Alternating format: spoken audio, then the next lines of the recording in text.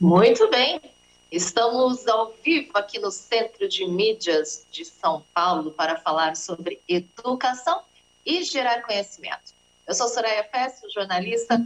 Vou conversar hoje com o nosso entrevistado, que é o Sérgio Riso. Ele também é jornalista, crítico de cinema, palestrante. Ele é doutor pela USP, além de ser professor de pós-graduação na FAAP. Sérgio, seja muito bem-vindo. Muito obrigado, Soraya. Boa tarde a todo mundo. Gostaria que você falasse um pouquinho para mim sobre hoje, atualmente, você tem várias áreas que você atua, né? Qual é o seu trabalho atual? Ou quais são? Eu faço parte de um grupo de profissionais que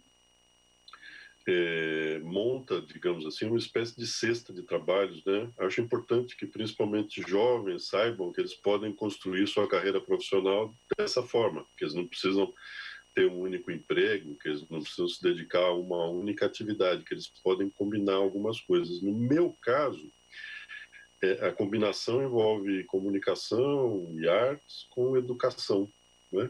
Então já faz um bom tempo que eu trabalho simultaneamente como jornalista e como professor, como educador, e eu costumo brincar que, como jornalista, eu acho que eu sou muito professor, como professor, eu acho que eu sou muito jornalista. Não sei se isso é bom, não sei se isso é ruim, só sei que é mais ou menos assim que funciona.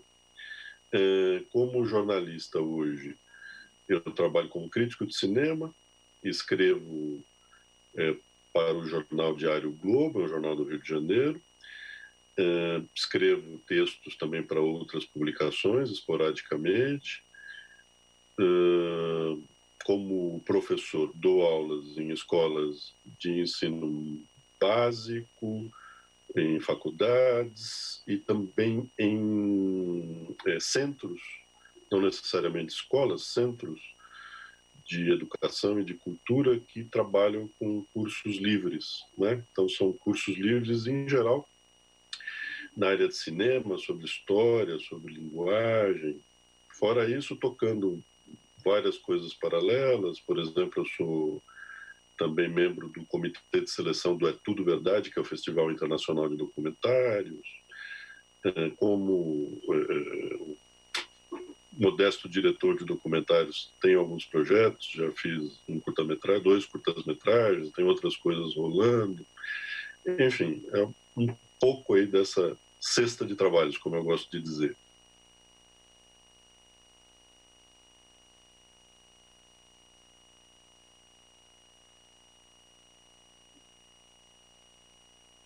Jornalismo. Desculpe, Soraya, não te ouvi. Cortou aqui, eu não ouvi o que você perguntou. Tá, você está me ouvindo bem agora? Sim. Tá. Às vezes tem um probleminha de conexão, mas a gente retoma. Eu gostaria de saber como é que surgiu o seu interesse pelo jornalismo. Essa é uma história curiosa, que já fui parar até em dissertações de mestrado. Não só o meu caso, mas o meu caso com o de outros colegas. Eu, na adolescência, comecei a me interessar muito por jornais. Eu adorava ler jornais, né? Meu pai sempre teve esse hábito, e desde criança eu brincava ali. O primeiro jornal que eu li muito na vida foi o Estadão, o Estado de São Paulo, que era o jornal que meu pai gostava. Depois, por conta própria, fui passando para outros, e na adolescência eu gostava muito do extinto Jornal da Tarde, né? Era o meu jornal preferido, e vários dias por semana eu mesmo ia atrás dele, eu comprava o exemplar, eu via. Então, na adolescência, muito interessado já por jornalismo, como leitor, e também por literatura e por cinema. A conjunção aí desses interesses todos me levou, ali com 15 anos, a escrever uma carta para o jornal do bairro onde eu vivia, que era a Vila Prudente. O jornal se chamava Gazeta da Vila Prudente.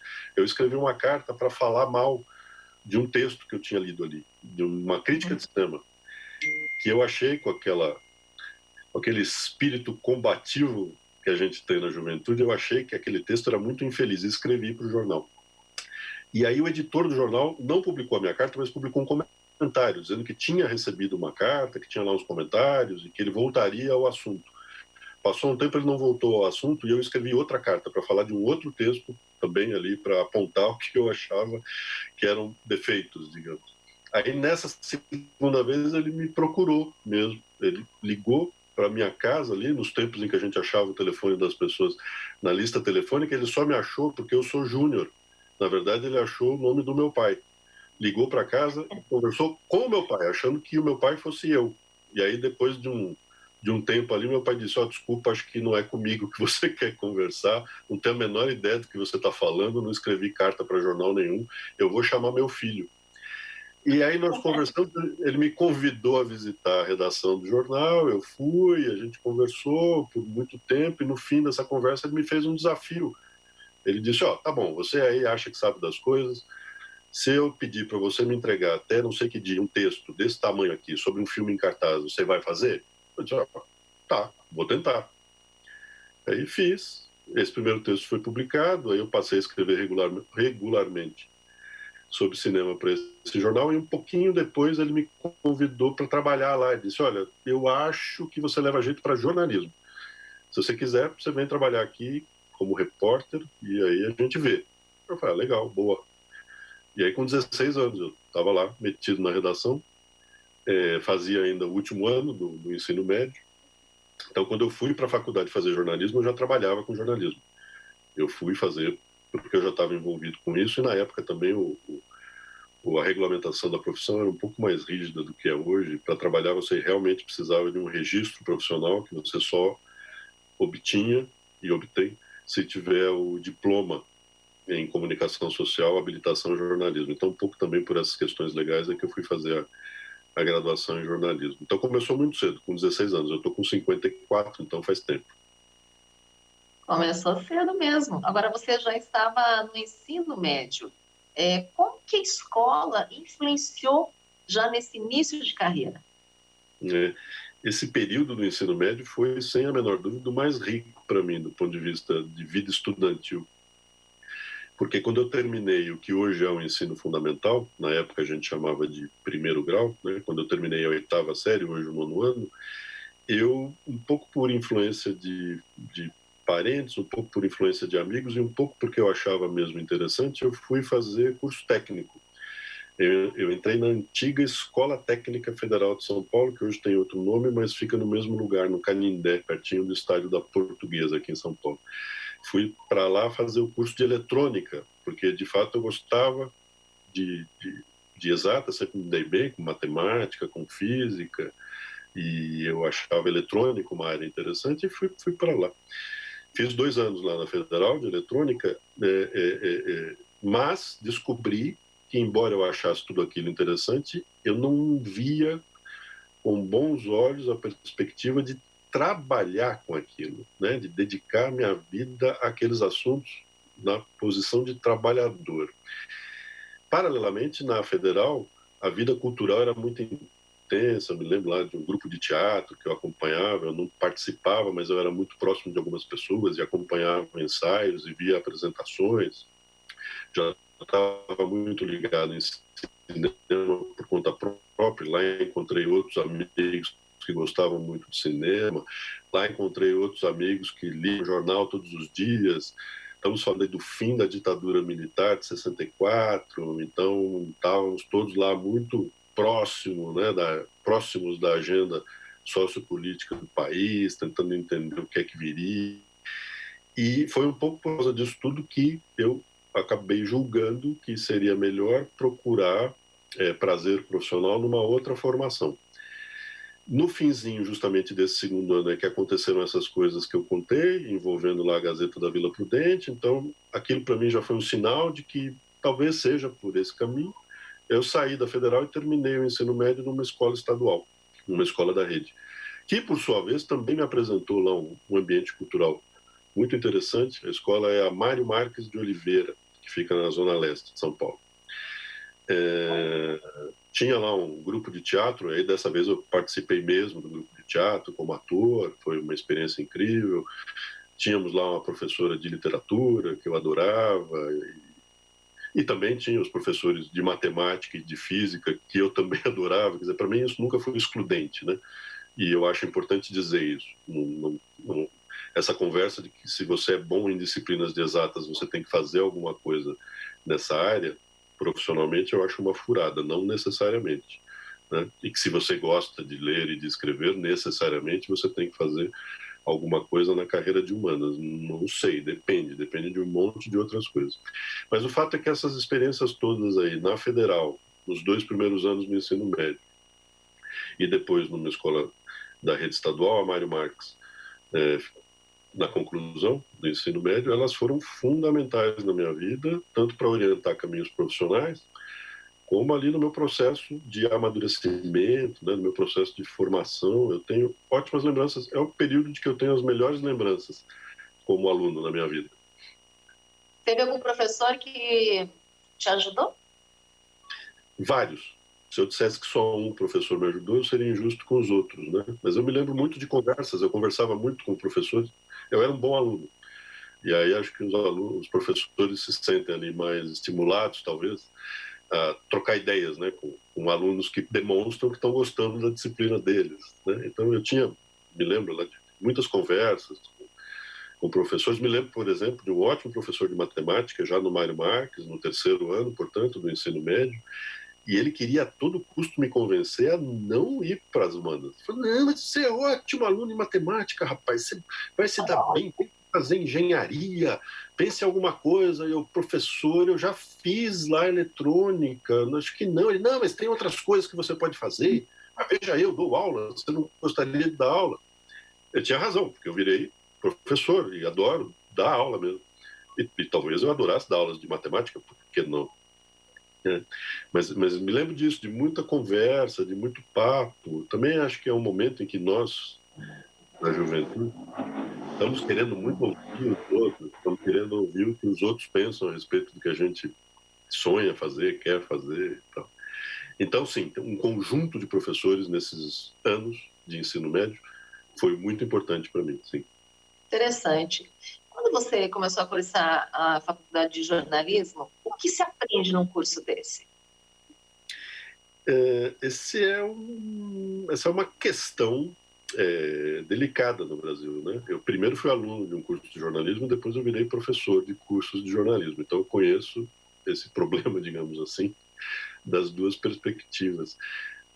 O ensino de jornalismo no Brasil, e me parece que em outros lugares também, mas eu posso falar com mais segurança a respeito do nosso país, o ensino de jornalismo no Brasil, ele oscila entre duas crenças. A primeira é de que você deve trabalhar ali uma formação humanística, uma formação cultural sólida, porque ela é a base do exercício da profissão. E aí a outra corrente defende que o ensino deva ser também técnico, que você deva apresentar aos alunos as ferramentas, os procedimentos, né, de produção jornalística em diferentes mídias. Você deve apresentar e levar os alunos a assimilar ali os conceitos básicos, pelo menos para o exercício da profissão.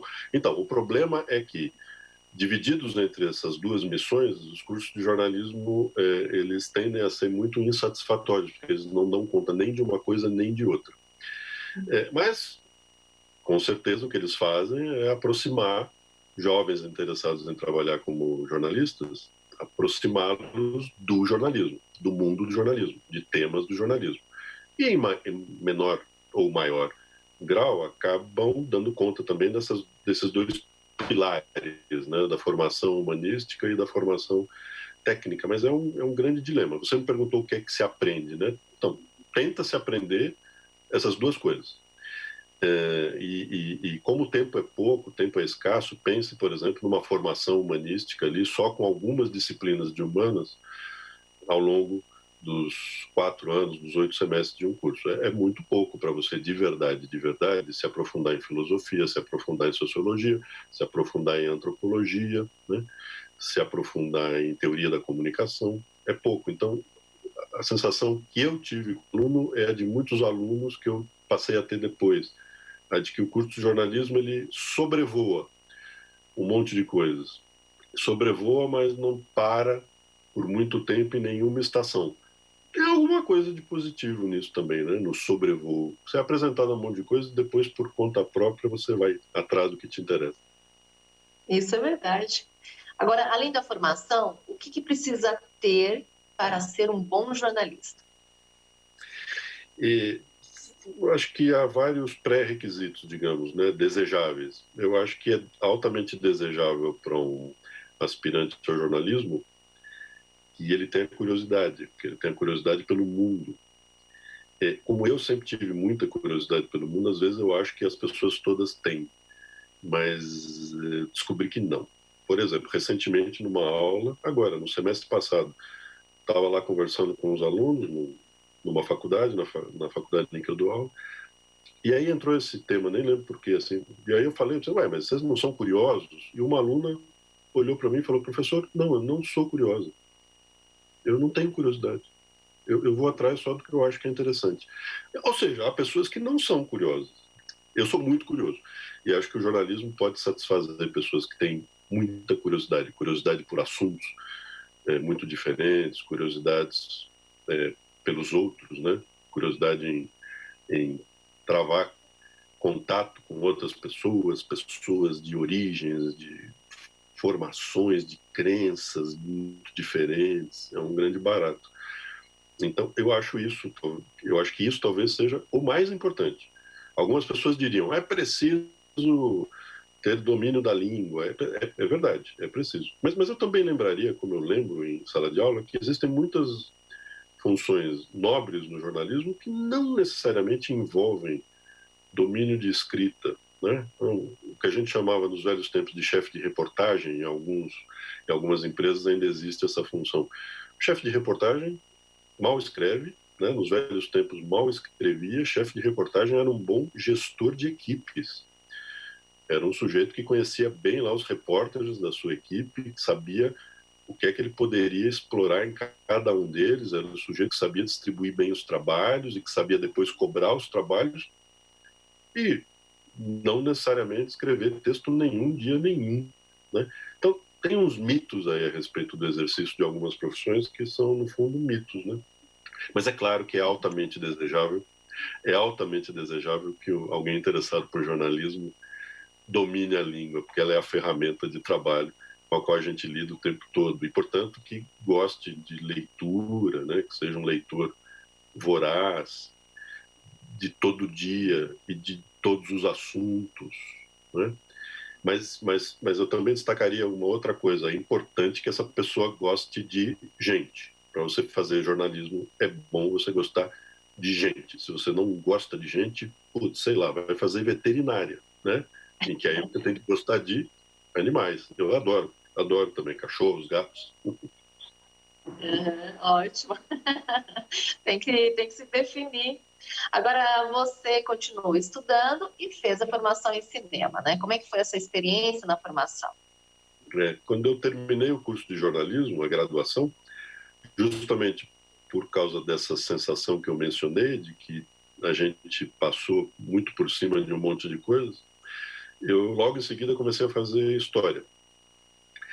E aí eu estava lá ainda no primeiro ano de história, já trabalhando num outro lugar, eu trabalhei na editora Abril por 2 ocasiões, nesse momento eu trabalhava lá. Um colega que também gostava muito de cinema, um colega de redação, foi lá me dizer, abriu o processo de inscrição para o mestrado em cinema lá na ECA, na Escola de Comunicação e Artes da Universidade de São Paulo. Você não quer? Eu estava fazendo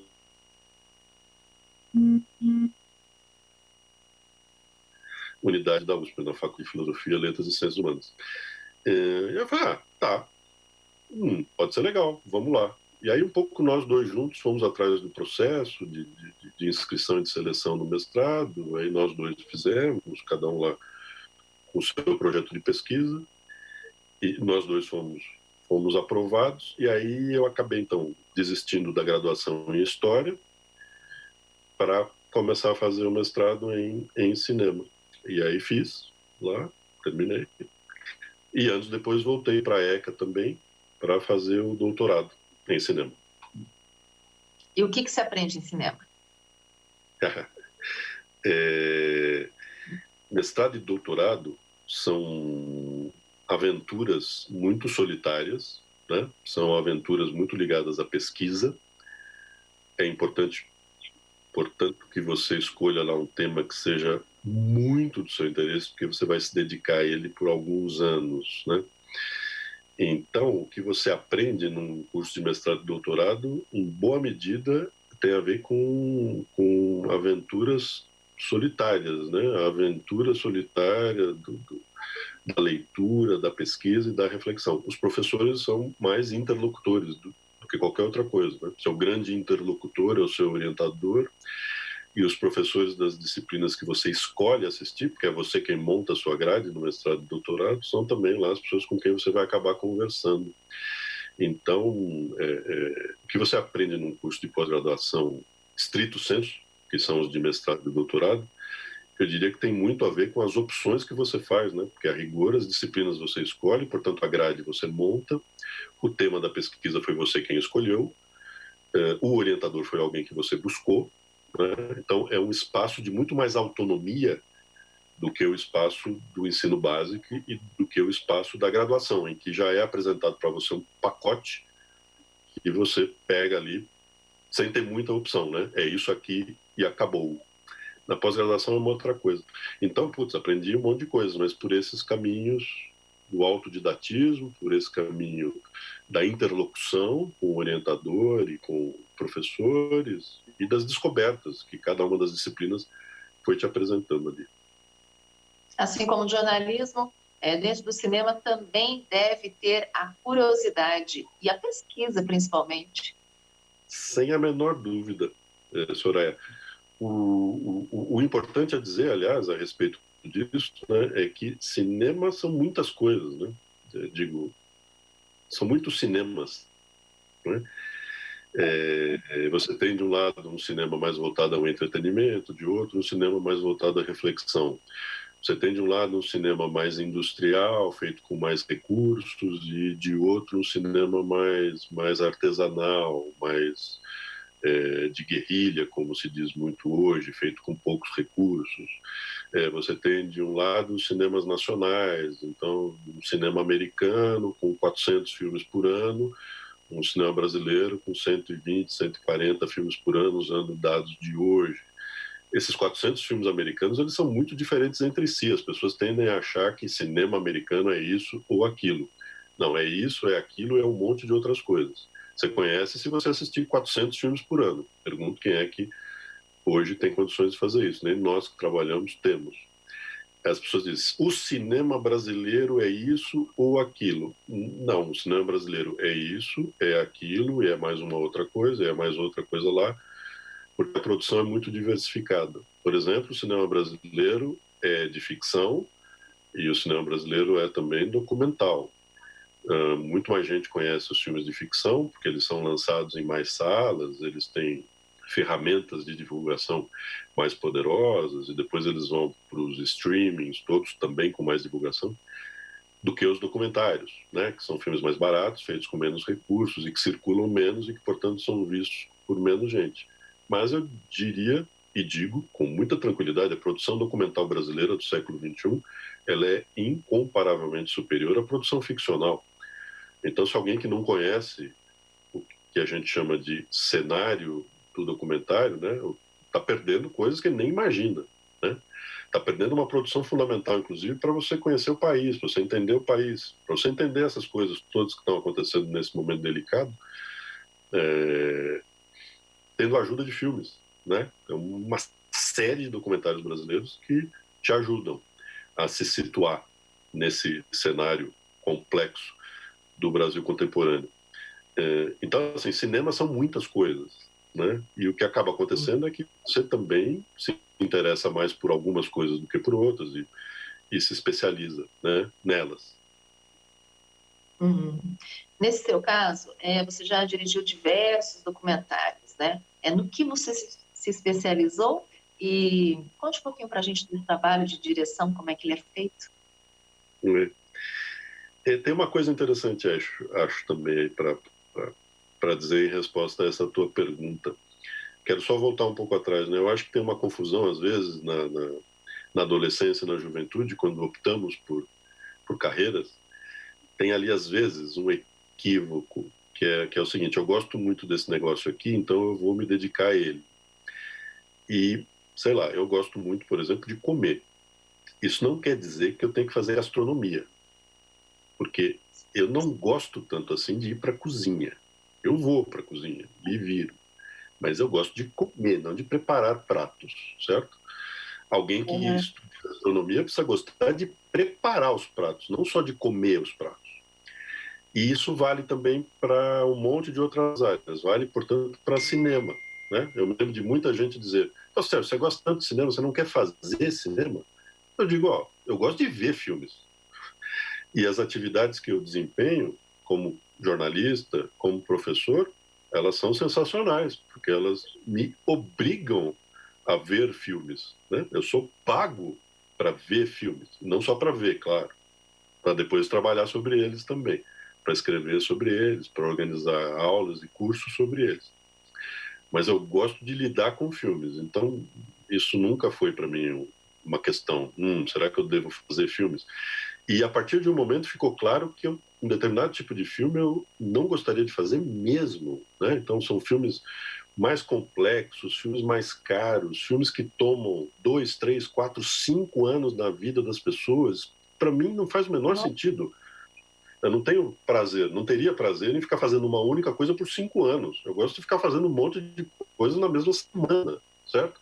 Então, para mim, estava muito claro. Até que, mais recentemente, por conta da chamada revolução digital, da facilitação do acesso a equipamentos, da possibilidade de você rodar coisas com qualidade muito razoável usando a câmera do telefone celular, é que eu comecei a ver com outros olhos a possibilidade de fazer documentários, filmes pequenos, de custos ínfimos, com poucas pessoas, né, com uma equipe muito pequena, sobre o que um documentarista chama de átomos da vida, né? Então, as pequenas coisas que nos cercam. E aí, para dar um exemplo, eu fiz um documentário, dirigi um documentário que se chama Passo, e que trata ali dos últimos dias de uma sapataria que ficava perto de um apartamento onde eu morei por muito tempo, de uma região ali da Consolação, em São Paulo, onde eu vivi mais de 20 anos. E aí eu conheci o sapateiro, e eu achava o máximo aquele trabalho, e começou a me doer na alma quando ele anunciou que precisaria fechar a loja porque o imóvel tinha sido adquirido por uma construtora que destruiu todo o quarteirão para levantar um prédio que, por enquanto, ainda não saiu do chão. E aí eu quis aproveitar aquele momento único para rodar lá um documentário dentro da sapataria, com ele, com os clientes e tal. E aí o resultado é esse curta, que dura 8 minutos, é simples, e é o tipo de coisa que me interessa. Absolutamente não me interessam coisas grandiosas, absolutamente não me interessa o cinema de ficção, o que me interessa é esse tipo de átomo do cotidiano. Sim, sim. Contar uma boa história na hora de apresentar um trabalho faz parte da vida de todo estudante, né? Se já apresentar qualquer tema que essa disciplina exija dele. Assim como a profissão de jornalista, de cineasta, por onde devemos começar? Seria pelo planejamento? Né? Sem a menor dúvida, Soraya. Em cinema, a gente considera que existem 3 grandes etapas, né? A etapa de pré-produção, a etapa de produção e a etapa de pós-produção. Né? Então, pré-produção é tudo que é de efetivamente ir para a rua com câmera e começar a captar o material. É, portanto, tudo que acontece na fase de planejamento, que em cinema envolve um monte de coisas, mas uma é fundamental, que é o roteiro. A partir do roteiro é que todas as outras coisas podem ser planejadas. É que você pode escolher elenco, se for um filme de ficção, ou escolher as locações, os lugares em que você vai filmar, se é em estúdio, o que é que você vai precisar construir de cenário, se forem espaços na rua, digamos, né, que já existem, que espaços são esses, como é que eles vão ser usados.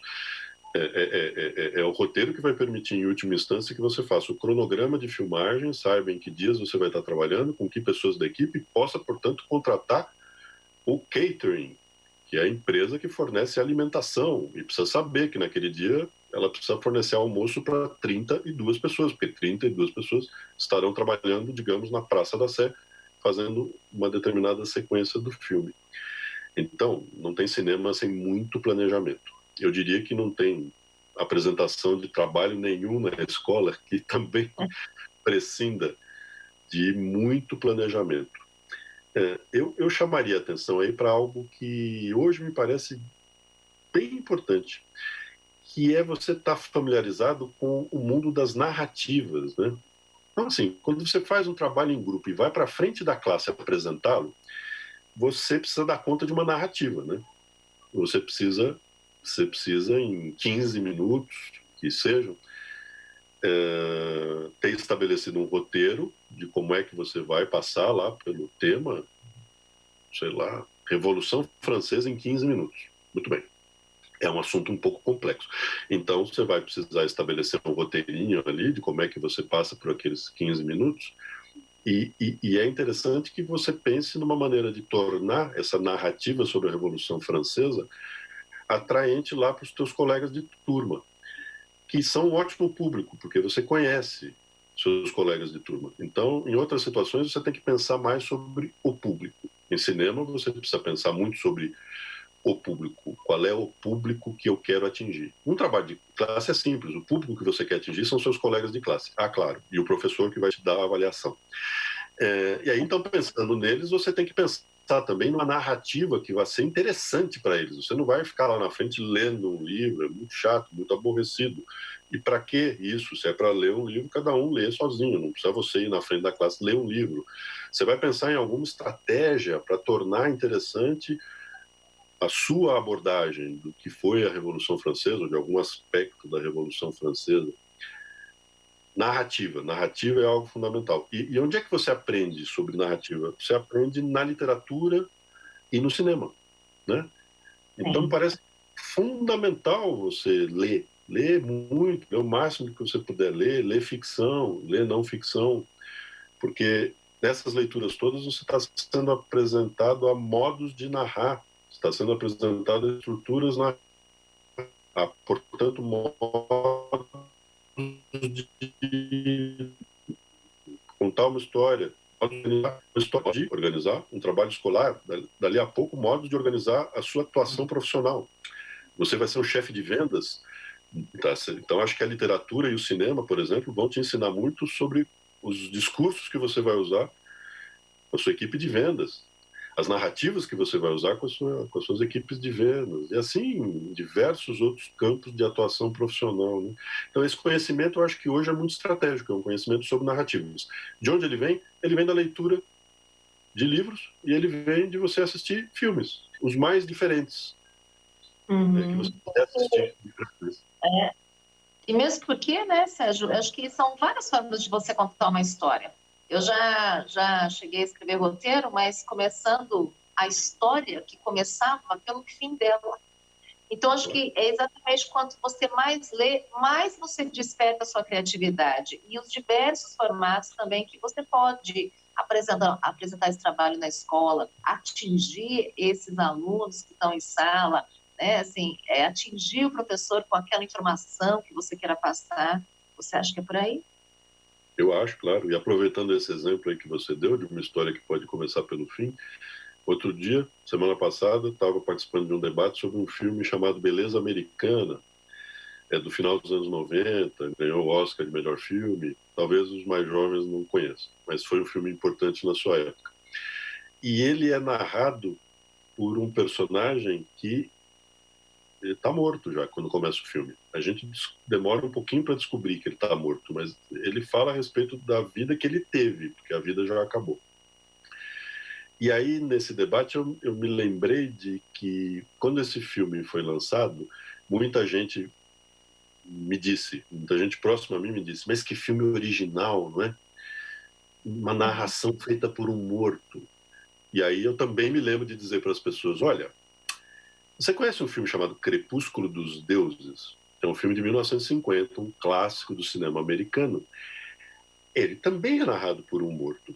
Agora, você certamente conhece Memórias Póstumas de Brás Cubas, o romance do Machado de Assis, não conhece? Então, ele é mais antigo ainda e ele também é narrado por um morto. Veja só que interessante, para essas pessoas era uma novidade, só porque elas não conheciam outras histórias parecidas, né? E é justamente esse espírito de quero conhecer, quero ler, quero ver, quero ouvir, né? Vamos falar de música também? Opa, quero ouvir músicas, quero conhecer diferentes registros de composição musical. Você tem canções do Chico Buarque, por exemplo, que são narrativas, né? Se você pensar em Construção, que é certamente uma das grandes canções já escritas nesse país, já compostas nesse país, Construção é uma canção narrativa. Domingo no Parque é uma canção narrativa. Né? Então, esse assunto aí que eu estou destacando na literatura e no cinema, ele, na verdade, percorre todas as artes. E, portanto, a defesa que eu estou fazendo aqui é pelas artes. Né? É uma defesa das artes, da importância que as artes têm na nossa vida. Exatamente. Qual é a relação entre o mundo audiovisual, cinema, TV e agora as narrativas na web e a educação? Né? No fundo, elas usam todas a mesma linguagem, né? Que é a linguagem do audiovisual, é a linguagem das imagens e dos sons. Essa linguagem audiovisual nasce com o cinema porque ele veio primeiro, ele surge no final do século XIX. Depois a televisão, que se populariza a partir da década de 50, faz uso também dessa linguagem, torna essa linguagem muito próxima, né, de boa parte do planeta, porque entra na casa dessas pessoas todo dia. E aí temos o vídeo a partir dos anos 70 e anos 80, e agora, no nosso tempo, graças à Revolução Digital, as imagens e sons que nos cercam e que estão aí nos mais diferentes lugares, boa parte dessas imagens, desses sons circulando graças à internet. A linguagem é a mesma, é a linguagem do audiovisual, né? E ela envolve uma coisa muito simples, que é você produzir sentido usando imagem e som. Produzir sentido, né? Então, criar narrativas que produzam algum sentido. Os sentidos são os mais diversos possíveis. Quando você faz um vídeo sobre o aniversário da sua prima, você quer produzir um determinado sentido nessa narrativa, nesse pequeno vídeo que você fez usando o seu telefone celular. Talvez você queira dizer que foi sensacional a festa de aniversário da sua prima. Nunca houve antes uma festa de aniversário como aquela no seu bairro. E aí o seu vídeo vai tentar produzir esse sentido, né? Imagens da festa que demonstram como ela foi incrível. Mas talvez você queira dizer que ela foi meio chata. Talvez tenha sido a mais chata das festas de aniversário lá no seu bairro. E aí o seu vídeo vai organizar as imagens de um outro jeito para produzir esse sentido. Ou seja, a gente está produzindo sentido usando imagem e som o tempo todo. Quando a gente posta uma foto numa rede social, a gente está produzindo algum sentido com aquela foto. Você botou aí porque você queria que as pessoas entendessem daquela imagem algo, né? E aí, talvez você acompanhe a imagem de um texto, justamente para reforçar o que você quer que as pessoas entendam da imagem que você postou, da imagem que você quis tornar pública, né? Essa é uma questão fundamental, o tornar público. Quando a gente produz audiovisual em qualquer mídia, evidentemente que você quer tornar público aquilo. Existe uma dimensão nessa atividade que é de alcançar alguém, de alcançar um determinado número de pessoas. Podem ser poucas pessoas, podem ser 10, 50 pessoas, sempre, podem milhares de pessoas, mas você tem sempre essa perspectiva e, portanto, você precisa sempre pensar em quem são essas pessoas, como é que você se dirige a elas e, portanto, usando a linguagem das imagens e dos sons, o que é que você considera mais adequado para aquela situação, o que é que você considera que vai produzir um efeito melhor naquela situação. Exato, porque os alunos também experimentam, fazem experimentos com vídeos dentro da da escola, né? Apresentam trabalhos, os professores também estimulam. Que dicas você daria? O meu doutorado na ECA foi sobre educação audiovisual. Ele envolveu uma proposta de formação para professores de ensino fundamental e de ensino médio que estejam eventualmente interessados, né, em se qualificar mais e melhor para esse tipo de atividade, para lidar com o audiovisual em diferentes dimensões. Então, se alguém tiver especialmente interessado por esse assunto, vai lá no banco de teses da USP e localiza o meu trabalho pelo título Educação Audiovisual, pelo meu nome, e baixa o PDF e tá tudo bem, vai lá dar uma olhada. Nesse meu trabalho, entre outras coisas, o que eu faço é lembrar que o audiovisual pode estar presente no ensino básico de diferentes maneiras. Uma delas é a produção. E a produção de audiovisual não precisa estar ali num grupo, na escola, que produz curtas-metragens. Não, pode estar dentro de uma disciplina, né, cujo professor concorde em receber um trabalho não escrito, não necessariamente escrito, ele concorde em receber um trabalho na forma de um vídeo. E isso vai desafiar, né, os alunos a lidar com imagens e sons, com a linguagem do audiovisual, e tentar dar conta disso. Do ponto de vista tecnológico, hoje está muito simplificado. Os mais jovens, as crianças e os adolescentes de hoje lidam com essa tecnologia de um jeito muito mais tranquilo do que os mais velhos, porque elas já nasceram dentro desse universo mediado por esse tipo de tecnologia. Então, peça para qualquer criança e adolescente fazer um videozinho lá usando o celular, que ele vai fazer muito mais rápido, eu acho, do que o seu próprio professor faria. Se o professor não for familiarizado com isso, né? Se ele não se esforçou em se tornar familiarizado com isso. Eu tenho histórias ótimas de coisas que me contaram, de coisas que aconteceram comigo, envolvendo isso, uma produção rápida, muito esperta, muito inteligente de audiovisual por crianças e adolescentes. Às vezes eu tenho a impressão de que você precisa dar corda, né? Você precisa criar condições para que as crianças e os adolescentes se sintam à vontade para produzir usando essa linguagem. Se você fizer isso, acho que meio caminho já está andado. Isso é verdade. Você também atua como palestrante, voltado aí para o tema cinema, né? Como é que é esse trabalho que você desenvolve? Não é muito diferente do trabalho de um professor, no sentido de que um palestrante embala determinados assuntos ali dentro de uma determinada necessidade, é uma necessidade que envolve tempo, mas é uma necessidade que envolve um determinado recorte de público, pessoas que trabalham com essa atividade ou com a outra atividade.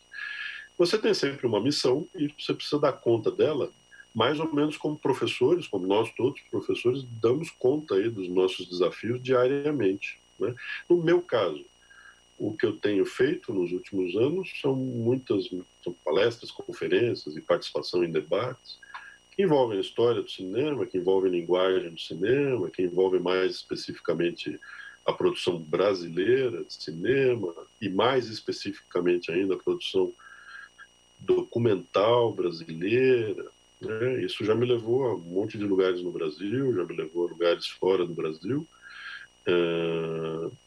Mas para dar conta de uma atividade que para mim é muito parecida, não só com a de um professor, como também com a de um jornalista, né? Voltando ao começo aqui da nossa conversa, o tempo todo eu tenho essa impressão, no meu caso, né, que eu estou sempre ali sendo um pouco jornalista, um pouco professor. Estou dando essa entrevista para vocês, sendo um pouco jornalista, um pouco professor. Não sei se isso é bom ou se é ruim. O que eu sei é que eu combino as duas coisas, né? Eu acho que o professor também tem um pouco de jornalista, né? Porque ele tem que pesquisar, ele tem que se aprofundar no assunto, ele tem que extrair o melhor para poder ter uma comunicação clara. Isso exige habilidades. Sem a menor dúvida, sem a menor dúvida. Por isso, também me parece importante que projetos de comunicação, projetos na área que muitos chamam hoje de educomunicação, educação para as mídias, que esses projetos alcance o maior número possível de escolas, porque sim, eu não tenho a menor dúvida de que não são só os alunos que podem aprender com esses projetos, são os próprios professores. Eu acho que para um professor que nunca teve contato com linguagem audiovisual, por exemplo, né, se ele se lançar a esse desafio, se ele organizar lá uma atividade em que ele, junto com os alunos, se propuser a desenvolver, sei lá, um pequeno curta-metragem a partir de um tema de pesquisa daquela disciplina, né, com os alunos, eu tenho a impressão que ele vai aprender coisas que vão ser muito importantes para o exercício cotidiano, né, desse desafio imenso aí que é o de dar aulas, né, o exercício cotidiano de dar aulas, de lidar com crianças, com jovens, de tentar atrair a atenção de crianças e jovens para aquilo que você acha que é importante que eles conheçam. Isso é verdade. Você já se deparou com algum desafio na sua profissão que você teve que dar um jeito de se superar? Então, eu não saberia dizer, Soraya, de um grande desafio, né, naqueles termos de, claro, naquele dia eu precisei fazer não sei o quê. Eu acho que eu prefiro encarar os desafios que eu tenho enfrentado, e um monte de gente como eu, no jornalismo e na educação, como os desafios cotidianos, né? Então, assim, dar uma aula é sempre um novo desafio, mesmo que você dê uma nova aula sobre um tema a respeito do qual você já deu 50 aulas. Mas essa nova aula vai ser sempre um novo desafio, porque ela é dada, para começo de conversa, num outro momento. Então, digamos que eu vou dar uma aula hoje que eu dei em dezembro do mês passado, em dezembro do outro ano, em dezembro do outro, em dezembro do outro, em dezembro do outro. Uma aula que eu tenha dado já 20 vezes na minha vida. Só que se eu der agora, nesta terça-feira, eu estarei fazendo isso num outro momento, num outro contexto na história do planeta, do país, num momento em que essa aula provavelmente vai ser dada dessa maneira, as pessoas não vão estar mais na minha frente, vão estar na frente das suas telas todas. Bom, então é um novo desafio, não é a mesma aula. Eu preciso ver como é que eu vou dar uma volta lá nos meus temas do jeito que me pareça mais adequado.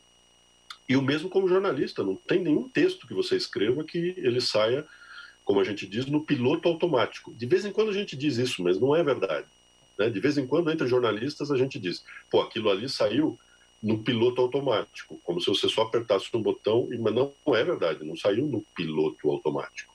Talvez tenha saído mais fácil, mas sempre exigirá, né, que você pare diante daquele desafio e diga, tá, por onde eu começo, como é que eu estruturo esse texto, o que é que eu destaco na abertura, o que é que eu vou largar na abertura para tentar costurar no final, o que é que eu deixo para largar um pouco mais lá na frente, porque é um assunto complexo e primeiro eu tenho que explicar as coisas mais simples para depois chegar no complexo.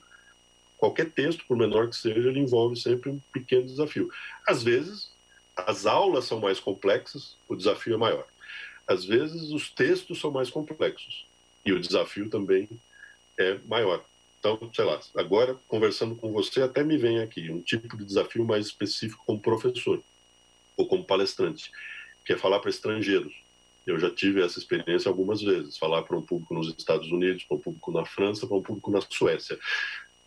Putz grilo, que desafio, porque aí eu tenho que tentar entrar na cabeça, né, simbolicamente, de um grupo de pessoas que eu não conheço mesmo, né? Eles são de outro país, de outra cultura. Putz, sim, foram desafios maiores, digamos, do que os de conversar com brasileiros. É um desafio menor, no sentido de que eu conheço mais de brasileiros. Sim. Para se definir o caminho profissional a ser seguido, né? O que você acha que esse estudante tem que levar em conta? Putz,